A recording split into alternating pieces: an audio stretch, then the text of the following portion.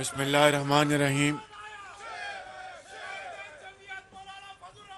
بسم اللہ الرحمن الرحیم. قابل احترام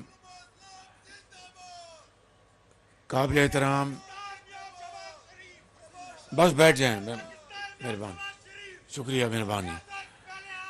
بسم اللہ الرحمن الرحیم.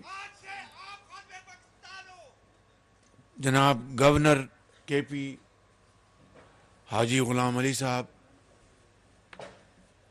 قابل احترام مولانا فضل الرحمان صاحب، امیر جمعیت علماء پاکستان، قابل احترام وفاقی وزراء، آج کے اس محفل کے میزبان جناب مولانا اسد صاحب، جناب امیر مقام صاحب، ڈپٹی اسپیکر نیشنل اسمبلی جناب زاہد اکرم درانی صاحب، اور میرے واجب الاحترام سرکاری افسران، پولیس آفیسرز، ڈیرہ اسماعیل خان کے جمعیت کے ممبران، مسلم لیگ نون کے، نواز شریف کے شاہینوں، بزرگوں، بھائیوں، نوجوان ساتھیوں، السلام علیکم. آج اللہ تعالیٰ کا بے پایاں فضل و کرم ہے کہ میں اس علاقے میں آج آیا ہوں، تو آج ترقی اور خوشحالی کے منصوبوں کی بنیاد رکھی جا رہی ہے. اور ابھی چند ماہ پہلے جب میں یہاں ان علاقوں میں آتا تھا تو ہر طرف پانی نظر آتا تھا اور بے پناہ مصیبتیں اور مشکلات کا سامنا اس عظیم علاقے کے بزرگوں، ماؤں اور بہنوں اور بچوں نے کیا. مجھے اس زمانے میں جب سیلاب نے تباہی مچا رکھی تھی تو نوشہرہ، چارسدہ، کالام اور کوہستان، یہاں پر ڈیرہ اسماعیل خان، ٹانک، ان علاقوں میں ایک سے زیادہ مرتبہ جانے کی مجھے موقع ملا، اور سوات کے وادی میں جو تباہی دیکھی اس میں زیادہ تر حصہ انسان کی اپنی غلط پلاننگ اور منصوبوں سے تباہی کا موجب بنی. خاص طور پر سوات ویلی میں جہاں پر دریا کے پیٹ میں گھر اور ہوٹلز بنے ہوئے تھے. اس سے بڑی اور شومی قسمت کیا ہو سکتی ہے کہ ایک ایسی پارٹی کی حکومت جو پورے پاکستان کے باقی صوبوں کو رگیدتی تھی اور اپنے صوبے میں بہت اعلیٰ اور عرفہ نظام کی بات کرتی تھی، دیکھتی آنکھ نے اس نظام کو زمیں بوس ہوتے دیکھا.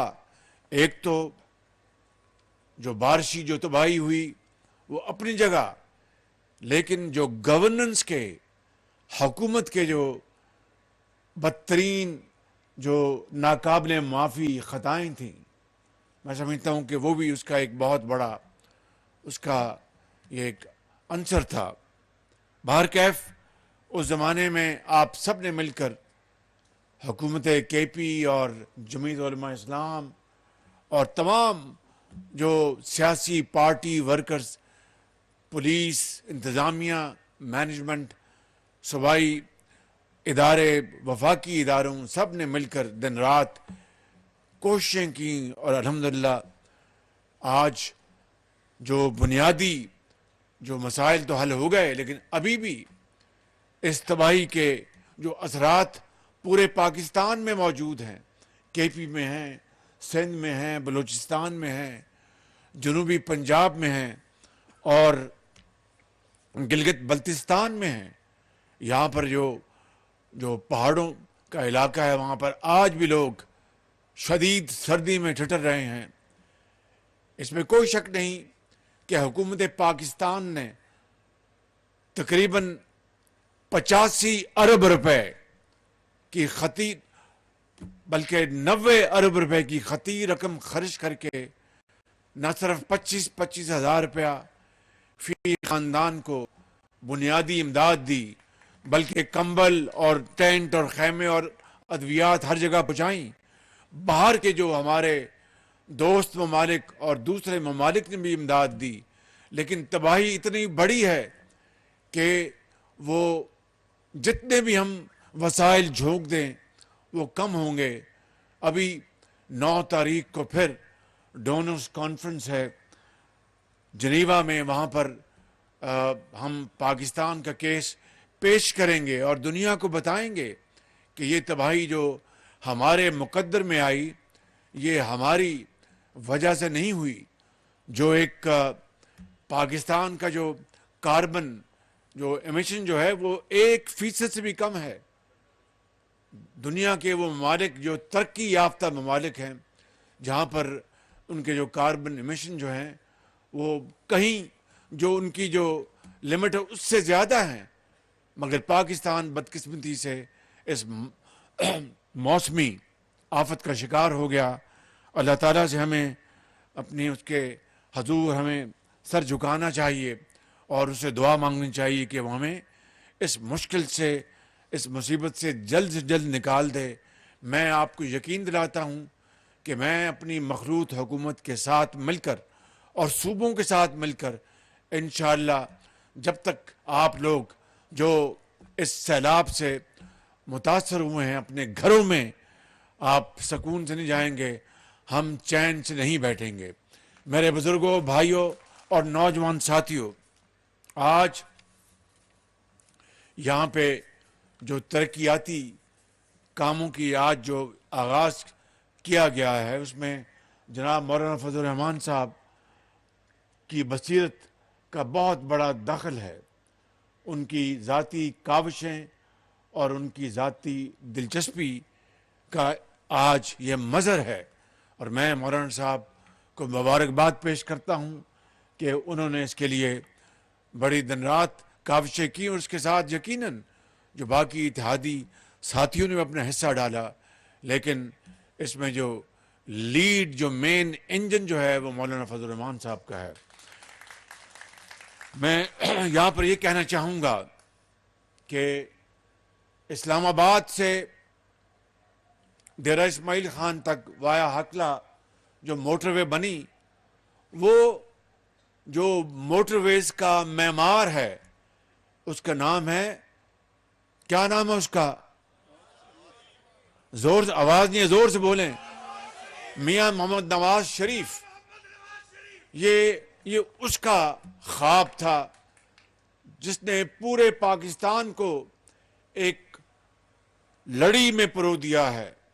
ابھی میں پاکستان کی جو موٹر وے ہے اس کا جو آخری جو سیگمنٹ تھا سکھر حیدرآباد موٹر وے، اس کا سنگ بنیاد ابھی میں سندھ میں رکھ کے آیا ہوں، اور اس طرح پشاور سے لے کر کراچی تک نواز شریف کا خواب انشاءاللہ مکمل ہوگا اور شرمندہ تعبیر ہوگا۔ لیکن میں یہ کہنا چاہتا ہوں کہ یہ سب 2017 تک کی بات ہے، اس کے بعد ہر چیز پر ایک غلاف رکھ دیا گیا اور کمبل تان کر خواب خرگوش میں وہ حکومت محو ہو گئی۔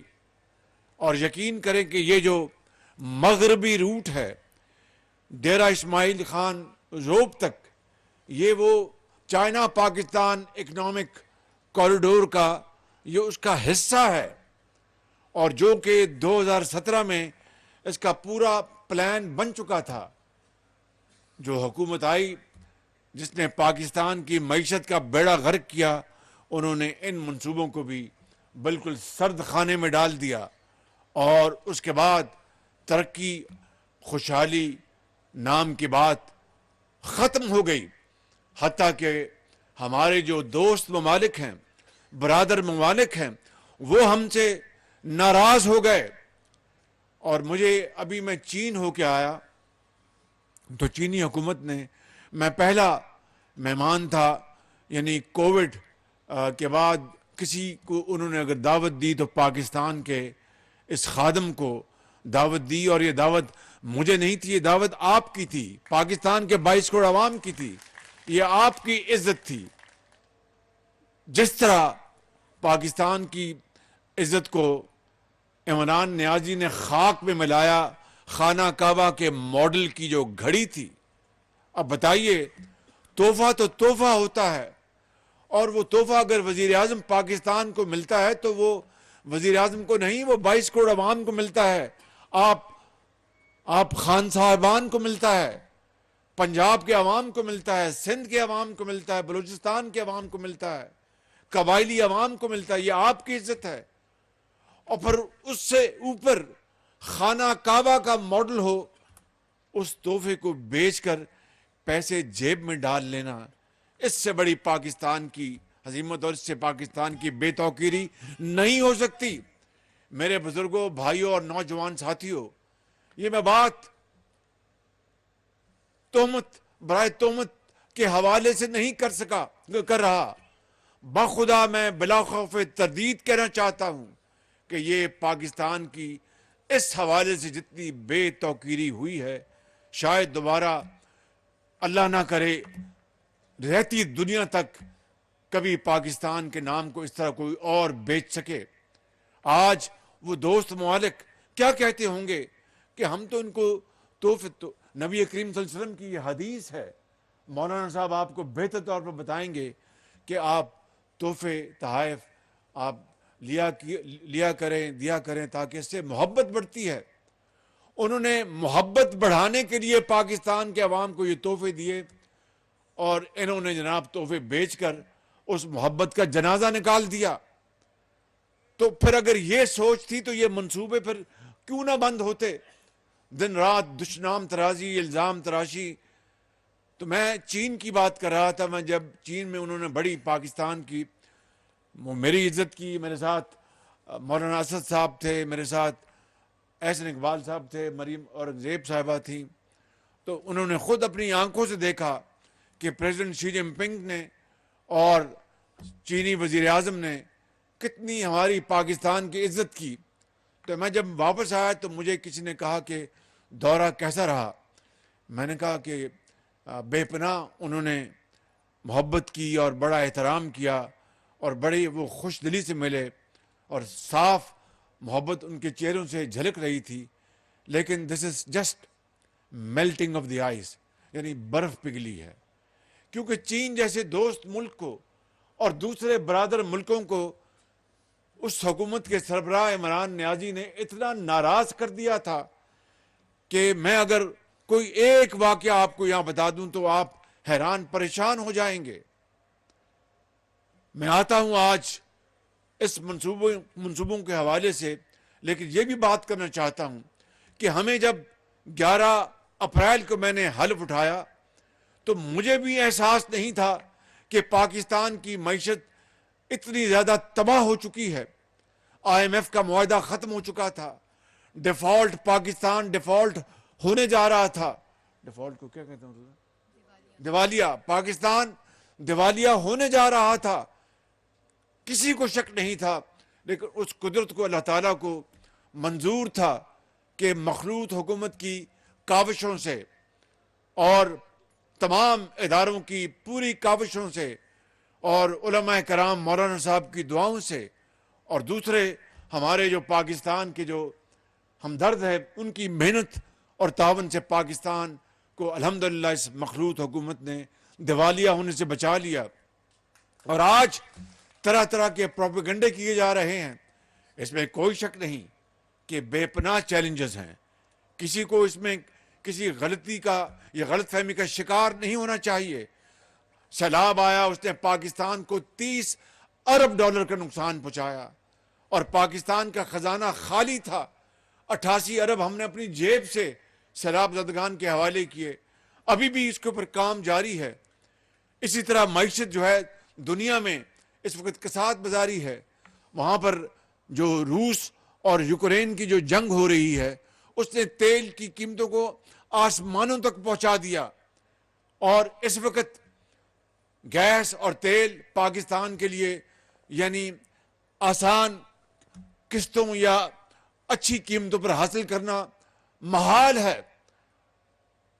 اور اسی طریقے سے دنیا میں نے جس طرح کہا کہ اب ریسیشن شروع ہے, تو ہمیں بڑے چیلنجز کا سامنا ہے. اور بھی میں باتیں یہاں پر بیان کر سکتا ہوں, لیکن کہنا یہ چاہتا ہوں کہ جتنے بڑے یہ چیلنجز ہیں, اللہ تعالیٰ کے فضل و کرم سے پاکستان کے 22 کروڑ عوام کو پریشان ہونے کی ضرورت نہیں. انشاءاللہ میں آپ کا خادم اور یہ مخلوط حکومت کے نمائندے, ہمارے تمام حکومتی مشینری اور تمام ادارے مل کر انشاءاللہ پاکستان کو اس مشکل سے نکالیں گے. شرط یہ ہے کہ ہم دن رات محنت کریں, کوشش کریں, ایمانداری سے ایک ایک پائی کے امین بن کر وہ وسائل عوام کی ترقی اور خوشحالی کے لیے نچھاور کریں گے. تو میں آپ کو یقین دلاتا ہوں کہ ہم پہرا دیں گے, اور آپ انشاءاللہ آپ اچھی طرح رات کو سو سکیں گے, اور پاکستان ترقی اور خوشحالی کی طرف گامزن ہوگا. صرف نعروں سے نہیں, مرثیوں سے نہیں, اشعار سے نہیں, محنت محنت اور محنت سے, اور کامل محنت سے. اور مشکل وقت آتے ہیں قوموں کے اوپر, لیکن انشاءاللہ ہم ان مشکلات سے ضرور گزریں گے. میں آج کے اس منصوبوں کے حوالے سے میں نے آپ کو بتایا اسلام آباد ڈیرہ اسماعیل خان وہ مکمل ہو چکی, اور 6 گھنٹے کا سفر اب 3 گھنٹے میں ہوتا ہے. 3 گھنٹے میں, 2 گھنٹے میں, کہتے ہیں 2 گھنٹے میں ہو جاتا ہے الحمدللہ. اور اب جو ڈیرہ اسماعیل خان جو ذوب کا جو کوریڈور ہے, مغربی روٹ, اس کے اوپر پچھلی حکومت نے ایک اینٹ تک نہیں رکھی تھی. اب آج جو 50 کلومیٹر کا یارک ساگو ذوب یہ جو ہے سیگمنٹ, اس کے اوپر آج ہم نے, اور یہ 2017 میں یہ سارا کام مکمل ہو چکا تھا, اس کے اوپر ہم نے اس کا سنگ بنیاد رکھا ہے. اسی طریقے سے چشمہ رائٹ بینک کینال جو کہ اس علاقے کی لاکھوں ایکڑ زمینوں کو سیراب کرے گا, اور یہ 70 کی دہائی سے یہ منصوبہ یہ مکمل تھا, اور اس کے اوپر گرد جم چکی تھی. یہ بھی آج الحمدللہ اس کا انشاءاللہ آج سنگ بنیاد رکھا جا رہا ہے. اور جس طرح مولانا فضل الرحمان صاحب نے کہا کہ یہ اپنا بڑی مٹی زرخیز ہے, اگر ذرا مٹی نم ہو تو یہ مٹی انشاءاللہ اب نم ہوگی. رائٹ بینک کینال کا منصوبہ بنے گا تو یہاں پر زمین غلہ اگلے گی, اور اس کے لیے انشاءاللہ اللہ نے چاہا ہمارے ابھی اس حکومت کے 8 مہینے ہیں, اس کے اوپر ہم دن رات کام کریں گے. اس کے بعد الیکشن ہوں گے تو پھر الیکشن میں فیصلہ آپ نے دینا ہے, پاکستان کے 22 کروڑ عوام نے دینا ہے کہ اس کو ووٹ دینا ہے جو خانہ کعبہ کا ماڈل کی گھڑی بیچتا ہے اور دن رات دشنام ترازی کرتا ہے, یا پھر وہ لوگ جو عوام کے صحیح خادم ہیں اور خدمت کرتے ہیں. تو وہ فیصلہ جب اگر ہوگا, اور اگر اللہ تعالیٰ نے ہمیں موقع دیا تو پھر اگلے 5 سال میں آپ کو یقین دلاتا ہوں زندگی رہی تو ہم مل کر انشاءاللہ پاکستان کی تقدیر بدلیں گے, اور پاکستان کو غربت اور بے روزگاری سے ختم کرائیں گے. انشاءاللہ یہ پاکستان کا مقدر ہے انشاءاللہ.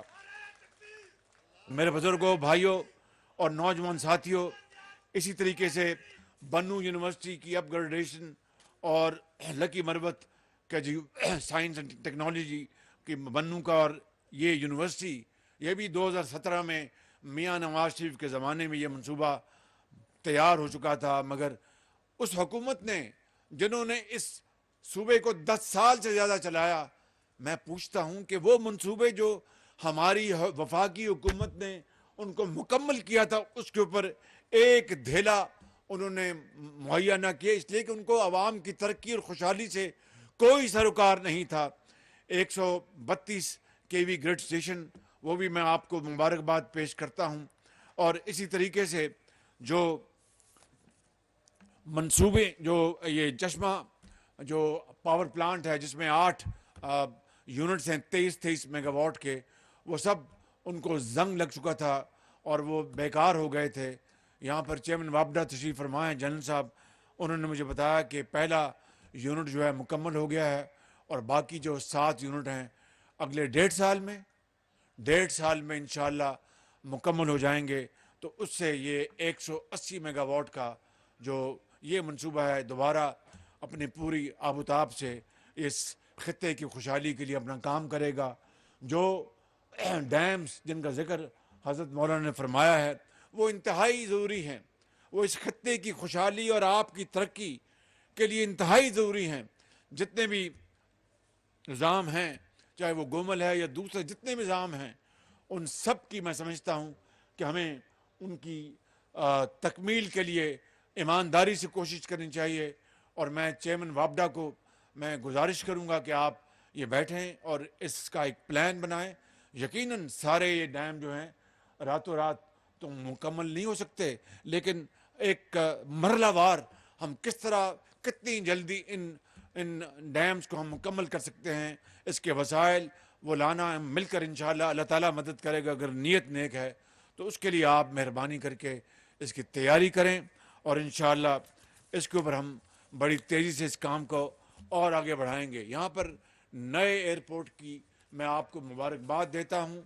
जो पुराना एयरपोर्ट जो बना है वहाँ पर पानी खड़ा होता है, वहाँ पर अब पैसा लगाना वो पैसे को बर्बाद करने के मुतरादिफ है। तो नया एयरपोर्ट का यहाँ पर आज संगे बुनियाद रखा है और इंशाअल्लाह यहाँ पर 777 जहाज़ जो है वो इंशाअल्लाह यहाँ पर उतर सकेगा। और इस एयरपोर्ट को कामयाब बनाने के लिए जो मंसूबा इंडस्ट्रियल एस्टेट का जो हज़रत मौलाना साहब ने जो फरमाया है, बैठ जाना जी, अभी इंशाल्लाह खाना मिल जाएगा, अभी फिक्र ना करें इंशाल्लाह। तो मैं गुजारिश कर रहा था कि उसके ऊपर इंशाल्लाह एयरपोर्ट के ऊपर हम बड़ी तेज़ी के साथ काम करेंगे और इंशाल्लाह ये एयरपोर्ट के करीब एक इंडस्ट्रियल स्टेट की बड़ी एक माकूल और बड़ी एक बहुत पायदार ये तजवीज़ दी है। उसको मैं समझता हूँ कि मिनिस्ट्री ऑफ इंडस्ट्रीज़ और जो मुतलका जो मिनिस्ट्री है सूबे में भी मिलकर इसकी वो कोऑर्डिनेशन करें ताकि इंशाअल्लाह इस एयरपोर्ट के साथ अगर वो इंडस्ट्रियल जोन बनेगा तो ये एक डेरा Ismail Khan will become hub of industrial and agricultural activity. मैं सैलाब के मौके के ऊपर जिन सूबाई महकमों ने, अफसरान ने, वज़रा ने, वफाकी महकमों अफसरान ने और वज़रा ने और अफवाज पाकिस्तान ने जिस तरह दिन रात काम किया, मैं उन सबको खराज तहसीन पेश करना चाहता हूँ। ख़ास तौर पर मिनिस्ट्री ऑफ पावर और कम्युनिकेशन ने यकीनन दिन रात काम किया। FW के साथ मिलकर, NLC के साथ मिलकर आपने वो काम किया कि इतना बड़ा सैलाब था मगर आपने दिनों और हफ्तों में बिजली और सड़कों को आपने टेम्परेरी तौर पर सही बहाल किया। ये आपकी बहुत बड़ी कामयाबी है। मैं आखिर में एक इंतहाई अहम मामले की तरफ आपकी तवज्जो मबजूल करना चाहता हूँ। हालिया दिनों और हफ्तों में दहशत गर्दी के वाक़यात फिर सर उठा रहे हैं। अभी बन्नू में जो वाक़या हुआ वो इंतहाई दिल खराश था और फिर आपने देखा कि लॉ इन्फोर्सिंग एजेंसीज़ और SSG जो स्पेशल आर्मी के जो कमांडो जो यूनिट्स हैं, ज़रार कंपनी कहते हैं, उनके अफसरों और जवानों ने फिर और साथ लॉ इन्फोर्सिंग एजेंसीज और पुलिस के साथ मिलकर वहाँ पर जो ऑपरेशन किया, उनको मैं दिल की अथाह गहराइयों से मुबारकबाद पेश करता हूँ। और जिन्होंने अपना जाम शहादत नोश किया वो पाकिस्तान के क़यामत तक वो हीरोज़ रहेंगे और तारीख़ उनको हमेशा याद रहेगी। उनकी अजीम माओं ने उनको जाना और उन्होंने अपने वालिदैन की तरबियत और फ़ौज में तरबियत के ज़रिए बहादुरी और जुर्रत की एक शानदार تاریخ رقم کی ہے. میں جب میں گیا وہاں پر راولپنڈی میں آرمی اسپتال میں ان کی خبر گیری کے لیے، جو بیچارے زخمی ہوئے تھے، تو اللہ تعالیٰ ان کو انشاءاللہ جلد تندرستی عطا فرمائے گا. آپ سب ان کے لیے دعا کر رہے ہیں. تو وہاں پر میں ایک میجر کو ملا، وہ کوئٹہ میں اسٹاف کورس کر رہے تھے اور وہ ایس ایس جی سے ان کا تعلق ہے. تو وہ آئے ہوئے تھے اپنا اسلام آباد پنڈی شاید کسی کام کے لیے، چھٹیوں کے لیے. تو جب ان کو پتہ لگا کہ بنوں میں یہ واقعہ ہو گیا تو انہوں نے خود والنٹیئر کیا اور کہا اپنے بالا افسران سے کہ میں جانا چاہتا ہوں بنوں، اور جو ہمارے جو بھائی وہاں پر جن کو یرغمال بنا لیا گیا ہے، میں اپنے آپ کو والنٹریلی میں اپنے آپ کو پیش کرتا ہوں. اور پھر وہ گئے وہاں پر. اندازہ کیجئے، یہ ہے جرأت کردار، یہ ہے بہادری، یہ ہے وہ ولولہ، اور یہ ہے وہ کمٹمنٹ جو ان جوانوں اور افسروں نے ہمیشہ دکھائی. لیکن ابھی کل اپنا بلوچستان میں ایک اور واقعہ ہوا ہے. تو اگلے 2-3 روز میں اس کے اوپر ایک میٹنگ لے رہا ہوں بڑی جامع، اور انشاءاللہ میں آپ کو یقین دلاتا ہوں کہ یہ واقعات کی روک تھام کے لیے اور ان کو دوبارہ یہ جو سر اٹھا رہا ہے یہ ناسور، اس کو کچلنے کے لیے انشاءاللہ ہم میٹنگ کر رہے ہیں. اور کوئی ہم دقیقہ فروغات نہیں کریں گے، میں آپ کو یقین دلاتا ہوں. اور تمام وسائل ہم بروئے کار لائیں گے، اور انشاءاللہ مل کر صوبائی حکومت اور وفاق اور ادارے مل کر انشاءاللہ اس کو ہم اپنا ڈیل کریں گے، اور اس کو مکمل اس کی بہکنی ہوگی تاکہ پاکستان کے اندر دوبارہ امن لوٹ کے آئے. اور یہ بھتہ خوری اور یہ لوگوں کو جو رات کو تنگ کرنا، یرغمال بنانا، یہ جو کئی سال سکون رہا، دوبارہ یہ دوبارہ جنم لے رہا ہے فتنہ. انشاءاللہ اس کا خاتمہ ہوگا آپ کے تعاون سے اور اللہ تعالیٰ کی نصرت سے. خدا تعالیٰ پاکستان کو ہمیشہ آباد رکھے، خوشحال رکھے. پاکستان، قائد اعظم